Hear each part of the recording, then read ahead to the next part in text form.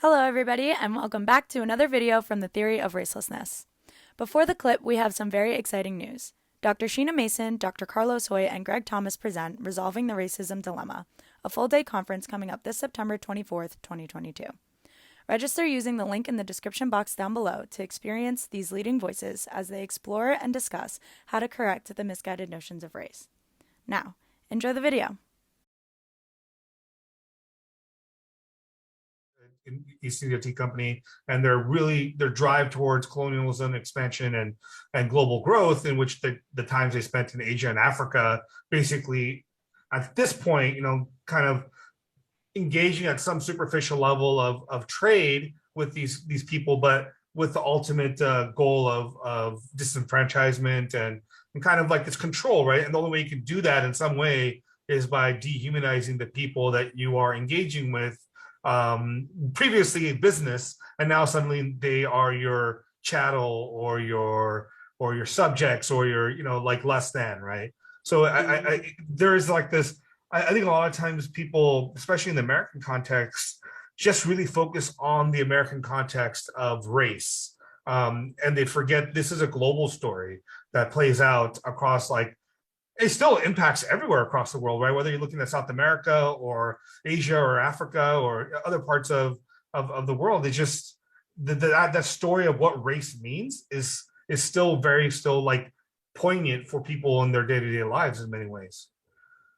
Yeah, the interesting thing about studying race on a more global context is that it doesn't travel everywhere, meaning if it exists in every place, it doesn't travel in the same ways that it is in the American context. And so recently I was talking with somebody who's in Nigeria, and he was telling me how Nigerians, they use race language like white and black, but they actually apply the word white to anyone who's coming from over the seas.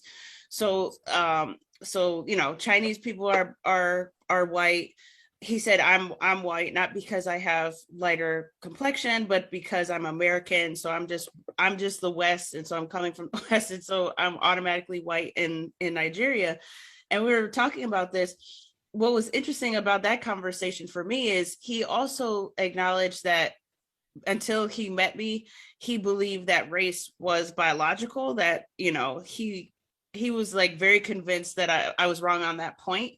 But then I think he must have did some research after my conversation with him, and he realized, oh, actually it's not. But even then I was like, he had trouble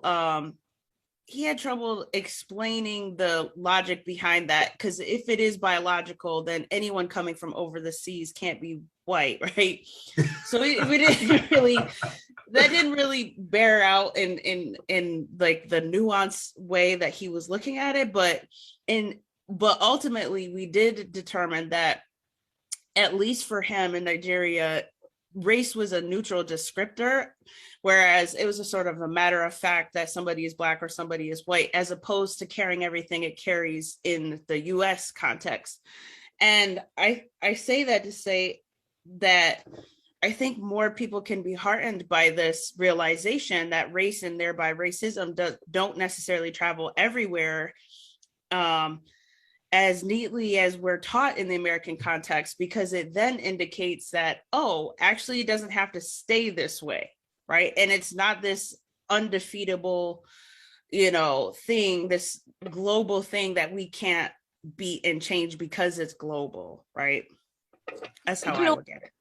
People always argue it's utopia when you have these discussions.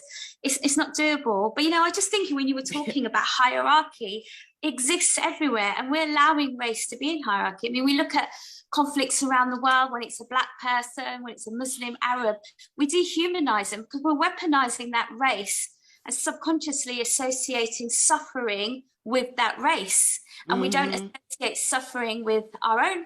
Even in America, if you're Asian, black, we don't associate that suffering because we'd be classed as British, American. So there's always that association. And, you can equate it. I was thinking about transgender and how we, in such a small amount of time, we've changed the conversation, haven't we, of what's acceptable and what's not acceptable. And I don't see why race can now not have that open discussion. And it is doable, isn't it? That we can deconstruct, because it is construct. Everything's construct, isn't it? Religion, even biology is construct, because you can design biological constructs however you want to have the key factors, isn't it? So I just think, do you feel that it's utopia? Do you feel that you're seeing change, that is something that people will say a tick box that I don't want to, people just put, I don't want to state or other, that it will be an approach that I don't want to be defined by my race, but I'm not denying my identity. Yeah, that's the hard part, because something we said earlier spoke to the fact that race gets conflated. Race is thought to be this particular thing, but then ironically, it gets conflated with everything else, specifically culture and ethnicity, right? And in those ways, when I start talking about racelessness in any space, some people, tighten up and become very hesitant, because they're like, wait a second. And this was my own experience too, right? Because I was doing that. I was conflating everything good with the category of race.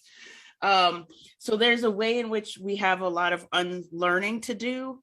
But it is my sincere belief that we can and we will undo it, and we will unlearn it, because once you're able to illustrate how what you're talking about with racelessness is actually uplifting and privileging a person's actual identity, whereas race ideology washes over, homogenizes millions and millions of people around the world to supposedly be the same. We don't, if you're racialized as Asian, or you're racialized as Black, or you're racialized as white, you speak different languages from other people in your race group. You participate in different fashion, you eat different foods, you live in different nations, like the list goes on. And even in a space like the United States, a racialized Black person in the New York is very different from a racialized Black person in Texas.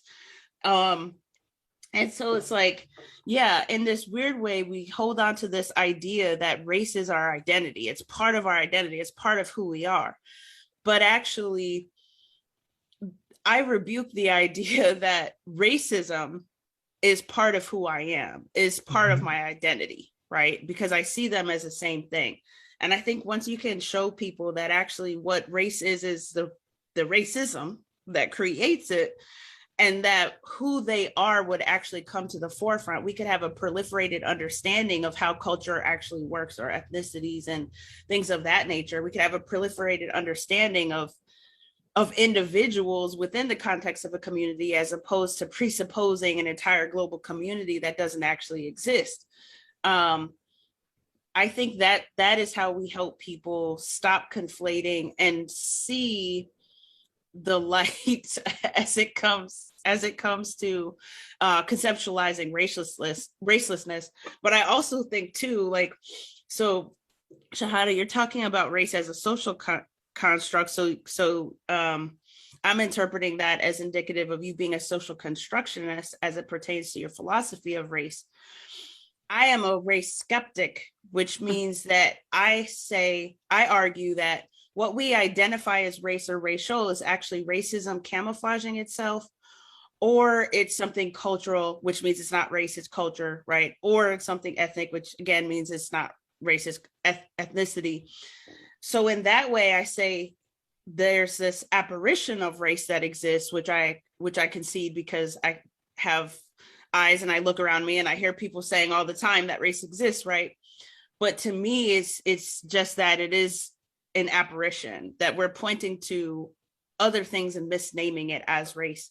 And I think that teaching people that philosophy of race, that it actually exists, that there's an alternative even to social constructionism, is also a path forward.